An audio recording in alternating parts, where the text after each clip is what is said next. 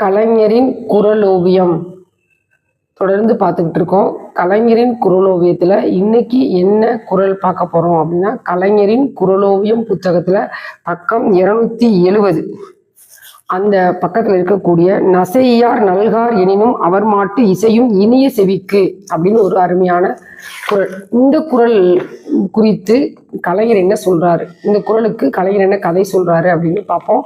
அதுக்கு என்ன ஓவியம் அப்படின்னு பார்ப்போம்.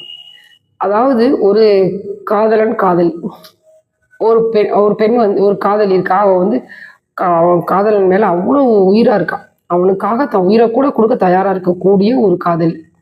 ரொம்ப, அதாவது அவனுக்காக விஷம் கொடுத்தா கூட சாப்பிட்டுருவேன், எனக்கு அவ்வளோ பிடிக்கும் அவனை அப்படின்னு சொல்லி சொல்ற ஒரு காதலி. அதே மாதிரி அவனும் அவளை ரொம்ப காதலிக்கிறான்.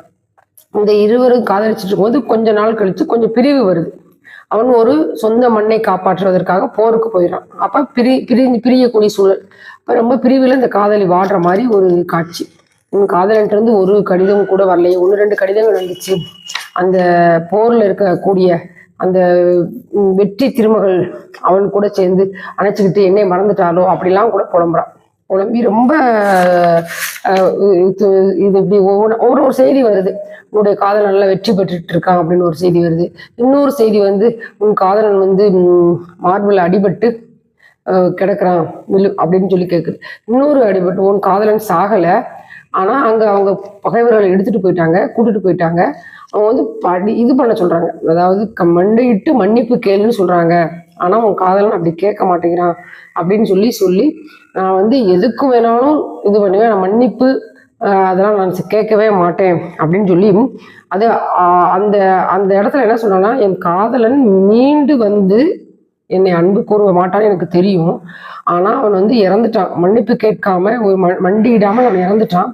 அந்த செய்தியை வந்து என்கிட்ட சொல்றாங்க இல்லையா, அது வந்து எனக்கு மிக இன்பத்தை கொடுக்குது. அவன் வந்து எனக்கு மீண்டு உயிரோடு வந்து எனக்கு பிரிவிலிருந்து வந்து எனக்கு இன்பம் தருவதை விட அவனை பற்றி புகழ் சொல்றாங்க, அடுத்தவங்க சொல்ற புகழ் என் காதல வர்றது வந்து மிகவும் இனிமையாக இருக்கிறது. அப்படிங்கிறது தான் காதலின் பிரிவால் ஏற்படும் துன்பத்தை விட அவனுக்கு கிடைக்கும் புகழை எண்ணி அவளால் தாங்கிக் கொள்ள முடிகிறது என்பதை விளக்குகிறது. அதுதான் இந்த குறள். நசையார் நல்கார் எனினும் அவர் மட்டு இசையும் இனிய செவிக்கு அப்படின்ற அருமையான குறள். கலைஞரின் குறளோவியம் தொடர்ந்து பார்ப்போம். நன்றி, வணக்கம்.